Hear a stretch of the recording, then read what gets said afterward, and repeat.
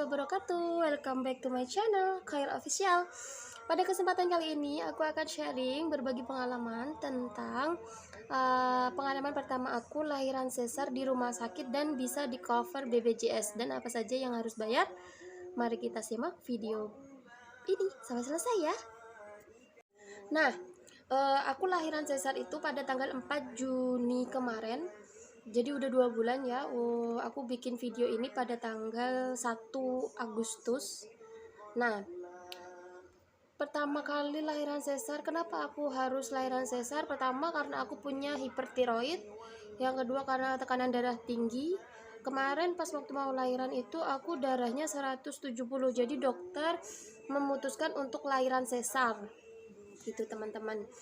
Nah, buat teman-teman yang hamil dan berencana untuk bersesar, gak apa-apa, bismillah aja.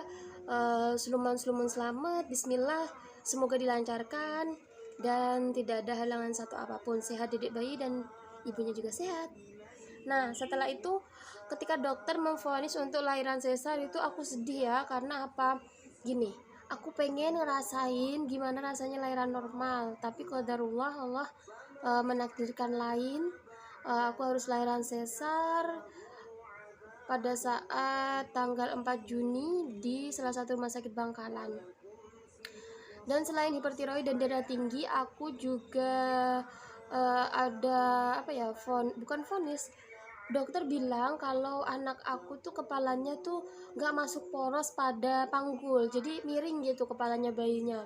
Kepala bayinya tidak masuk pada poros gitu, pada poros panggul. Jadi kepala bayinya agak miring. Jika dipaksakan, kata dokter, rahimku bisa pecah.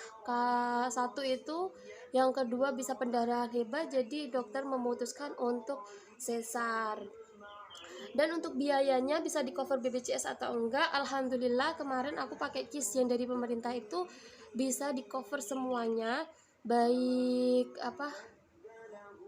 kamar, baik obat, itu di cover semuanya, baik tindakan operasi itu di cover BPJS semuanya. Tapi untuk peralatan dan obat tambahan serta buat dedek bayi itu bayar sendiri.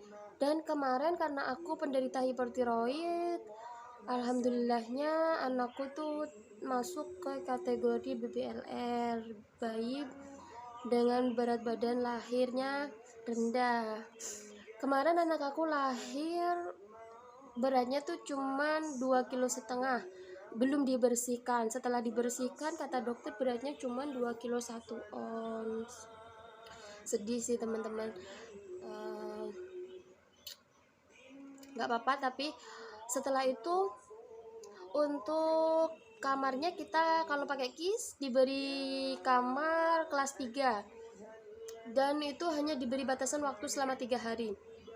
Apa aja yang dirasain setelah sesar, yaitu pertama kali sesar ya teman-teman ya, rasanya tuh pas saat tindakan itu kita tuh dibius setengah badan. Jadi segini itu kita sadar, segini ke bawah itu kita tidak merasakan apa-apa, kayak orang geringgingan itu dipegang, rasanya dipegang kerasa, cuman nggak ada rasa sakitnya gitu, soalnya dibius. Nah, setelah dioperasi sesar, di ruangannya tuh sangat dingin teman-teman. Setelah keluar dari ruang operasi itu badan menggigil sampai diberi penghangat badan.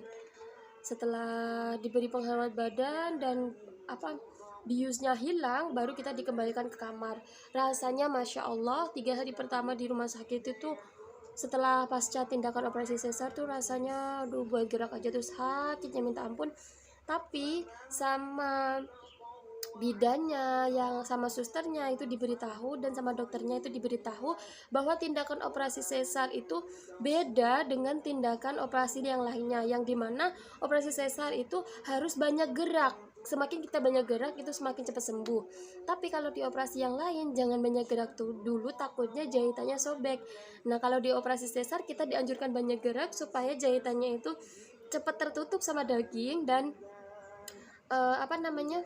bisa recovery lebih cepat kalau kita banyak gerak serta makan protein yang banyak. Terus pantangan buat orang yang operasi sesar itu hanya satu, teman-teman, tidak boleh mengangkat berat, tidak boleh mengangkat berat melebihi berat badan bayi. Nah, recovery-nya kemarin aku cukup 3 hari di rumah sakit. Setelah itu pulang, itu masih sakit banget. Buat bangun langsung dari tidur, bangun duduk itu sakit banget, harus miring, habis itu duduk. Selama 2 minggu di rumah aku udah kembali seperti biasa. Maksudnya ya udah nggak ada rasa sakit, nggak ada rasa nyeri. Kontrol kembali ke rumah sakit kemarin 4 hari setelah di rumah. Jadi 1 mingguan pasca operasi sesar disuruh kontrol. Belum buka perban ya teman-teman, masih ganti perban aja di rumah sakit, dan dinyatakan jahitannya bagus. Udah kering tapi belum sempurna. Setelah itu aku pulang dari rumah sakit dan dianjurkan untuk 1 minggu lagi periksa kontrol di puskesmas atau di bidan terdekat. Setelah 1 minggu pasca kontrol, aku periksa lagi di puskesmas dan buka perban lagi kan. Aku nggak berani buka perban sendiri di rumah, itu dibuka dan diganti lagi. Disuruh menunggu 3 hari untuk bisa kena air gitu. Jadi selama 2 minggu itu aku belum kena air jahitannya tuh. Jadi mandi tapi ditutupin gitu. Dan seminggu pertama itu cuman sika-sika badan. Pas 2 minggu itu udah berani mandi, cuman masih ditutupin. Setelah diberitahu sama bidan puskesmas kalau 3 hari lagi boleh mandi, tapi jangan disabun, gitu katanya. Aku mandi tapi tetap tak tutupin, teman-teman, bekas sesarnya tuh. Itu aku lakukan selama 5 hari. Dan setelah benar-benar yakin kalau boleh dibuka perbannya, benar-benar kering, itu aku buka sendiri perbannya, dan aku mandi tapi tidak menggosok bagian yang bekas dijahit itu gitu. Dan sekarang alhamdulillah 2 bulan setelah sesar, anak aku yang BBLR badannya udah 4,5 kg, full ASI eksklusif, dan jahitannya udah gak kerasa apa-apa, alhamdulillah. Bagi teman-teman yang mau sesar, jangan dredeg, jangan khawatir, nggak apa-apa, semangat. Cukup sekian yang dapat saya sampaikan pengalaman saya. Mohon maaf kalau masih belepotan. Mohon dukungannya buat subscribe dan like. Bye bye. Assalamualaikum warahmatullahi wabarakatuh.